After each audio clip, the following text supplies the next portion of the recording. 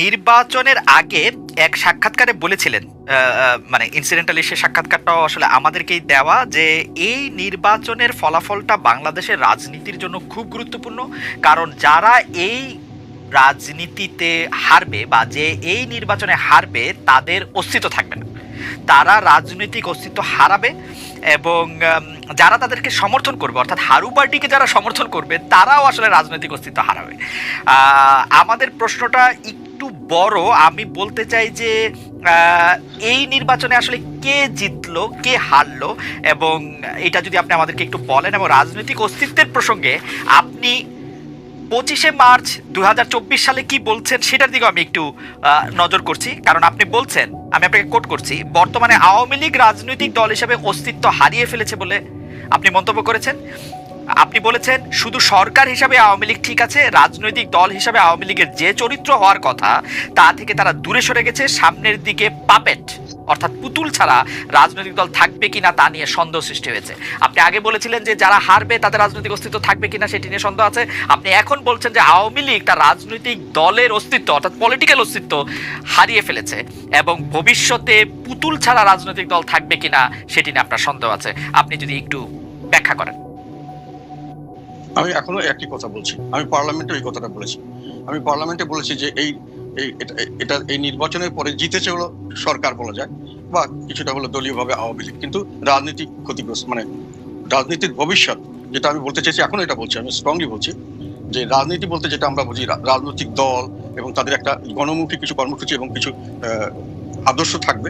সেই ধরনের রাজনৈতিক দল যাদের জনসমর্থন থাকবে, তারা সামনের দিকে যে প্রক্রিয়া এখন আমরা চলে গেছি নির্বাচনের পরে, এবং এটা যদি চলতে থাকে তাহলে এইগুলো রাজনৈতিক দল বিলীন হওয়ার সম্ভাবনা আছে। এবং এবং শুধু সেটা নয়, আমি এখন আবার বলছি, আমি মনে করি যে আওয়ামী লীগ তার রাজনৈতিক চরিত্র হারিয়েছে। কারণ তাদের সত্যিকার অর্থে এখন, আমার নিজের ধারণা মতে, এটা হচ্ছে আমার ধারণা, এটা আমার নিজস্ব স্টাডি থেকে আমি বলছি, সেটা আওয়ামী লীগ এখন নিজস্ব রাজনৈতিক অস্তিত্ব বলতে আমি মনে করি রাজনৈতিক একটা চরিত্র তাদের থাকার কথা। তারা যেগুলো চরিত্র বলে এগুলো কোনোটাই তারা ফলো করে না, তাদের কর্মসূচি দিয়ে সাপোর্ট করে না। যেমন স্বাধীনতার পক্ষে বলে, এটা নিয়ে কয়েকদিন আগে আমেরিকান একটা ইয়েতে তাদের আইনের স্বাধীনতা, রাজনৈতিক স্বাধীনতা, তারপরে অর্থনৈতিক স্বাধীনতা, এগুলো তারা নিম্নগামী। সার্বভৌমত্বের ব্যাপারে ওইভাবে বলা যায় না, তবুও আমি মনে করি দেশের মানুষের কাছে যদি প্রশ্ন করা যায় যে তারা ওই স্বাধীনতা কতটুকু রক্ষা করছেন, এই ব্যাপারেও তাদের ফেভারে খুব বেশি আসবে না। তারপরে তারা যেটা বলেন যে ওই আমাদের স্বাধীনতার পক্ষে এবং কিসের এটা মুক্তিযুদ্ধের পক্ষে, এটা একটা ডাহা, একটা উল্টো কথা। এটা আমি মনে করি তারা একেবারে সম্পূর্ণভাবে মুক্তিযুদ্ধের বিপক্ষে শক্তি। কারণ মুক্তিযুদ্ধ করা হয়েছিল আমাদের দেশের বৈষম্য বিরুদ্ধে, বিরুদ্ধে এটা সংগ্রাম ছিল, যেটা ভাষা আন্দোলনের মাধ্যমে এটা বৈষম্য, ঢাকা দিয়ে ভাষা দিয়ে আমাদেরকে বৈষম্য করা হতো। ভাষা যদি আমাদের রাষ্ট্রভাষা আমাদের লোকদের না হয়, তাহলে আমরা চাকরি বাকরিতে বৈষম্য শিকার হতাম। সেই জন্যই যুদ্ধটা হয়েছিল, তাদের সঙ্গে সংঘর্ষ হয়েছিল, আন্দোলন হয়েছিল, মানুষের জীবন দিয়েছে। ভাষা ব্যবহার করে আমাদেরকে বৈষম্য করা হলো। তবে 6 দফা যখন দেখা হলো, তখনও 6 দফার উদ্দেশ্য ছিল স্বাধীনতার নয়, 6 দফা ছিল আমার বৈষম্য মুক্তি চাই।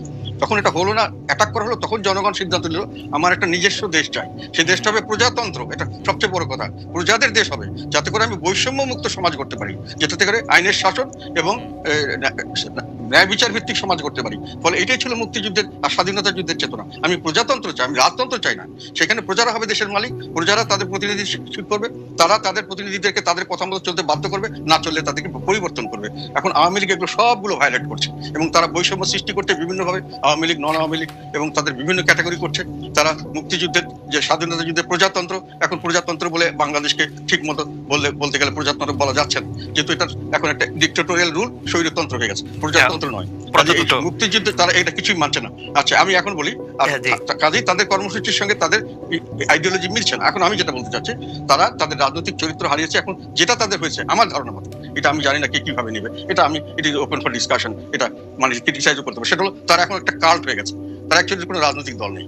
কাল্ট মানে একটা নেতা ভিত্তিক এবং কিছু রিচুয়ালস ভিত্তিক একটা সংগঠন, এবং তাদের খুব স্ট্রিক্ট, কাল্টদের খুব স্ট্রিক্ট দিয়ে থাকতে হয়, যারা নেতার প্রতি আনুগত্য থাকতে হয়, রুলস অ্যান্ড রেগুলেশন খুব স্ট্রিক্ট হয়, এক্সট্রিমিজম হয়, এবং সেটা ওদের মধ্যে দেখা যাচ্ছে।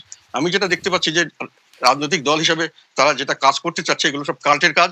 যেমন আমাদের একজন খুব মহান নেতা, ওনাকে আমরা সবাই শ্রদ্ধা করি, উনি এবং ওনার পরিবারকে নিয়ে একটা সারা দিন রাতি মোটামুটি একটা বন্দনা করা হয়, এটা একটা কাল্টের একটা রিচুয়ালস আমার মনে হয়। তারপরে ওনাদের কিছু দুঃখজনক ঘটনা ঘটেছে, সেটা নিয়ে একটা মাতম করা হয়। আর কিছু সামান্য কয়েকটা ঘটনা, কয়েকটা বক্তৃতা নিয়ে দিন রাত বিভিন্ন সময় বিভিন্নভাবে এটাকে বলা হয় একই জিনিস, এবং এটাকে বারংবার সকাল বিকাল রাত মানে মাঠে ঘাটে সবসময় বলা হয়। এগুলো আমি মনে করি রাজনৈতিক চরিত্র না, এগুলো কাল্টের চরিত্র। এবং আমি আরেকটা কথা বলতে চাচ্ছি এখানে, আমি একজনকে জানি, ইয়াং একজন, উনি এই দলের সঙ্গে জড়িত, দল করতেন, আওয়ামী লীগ করেন এখন।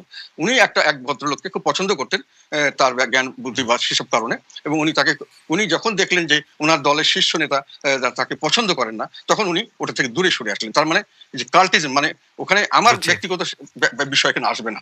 তো ফলে এখন যেটা আমি বলতে চাচ্ছি যে রাজনৈতিক বৈশিষ্ট্য থাকছে না, এটা একটা মেশিন হয়ে যাচ্ছে, একটা শাসন যন্ত্র, এবং সেখানে সমস্ত প্রশাসন, সমস্ত বাহিনী নিয়ে একটা শাসন কার্য চলবে, ওই রাজনীতি চলছে। আর একটা কথা বলি, যেখানে রাজনীতি বলতে বোঝা যাচ্ছে প্রজাতন্ত্রের রাজনীতি, সেখানে জনগণের পার্টিসিপেশন ছাড়া সরকারি রাজনীতি, মানে যেখানে সরকারি কাজকর্ম বা সরকার পরিচালনা, রাজা কাজ করা, সেটা প্রজারা করবে, সেটা যখন প্রজারা সেখানে থেকে দূরে সরে যায়, রাজনীতিকরণ হয়, যেটা আওয়ামী লীগ করছে। ভোটের সময় তাদেরকে আসতে দিচ্ছে না, তাদের কোনোখানে জনগণের কথা শোনা হচ্ছে না, তাদেরকে কথা বলতে দেওয়া হচ্ছে না, এটা তাদের বিরাজনীতিকরণটা, এটি হলো আমি মনে করি স্বাধীনতার চেতনার সবচেয়ে বড় বিরুদ্ধে সবচেয়ে বড় অবস্থা।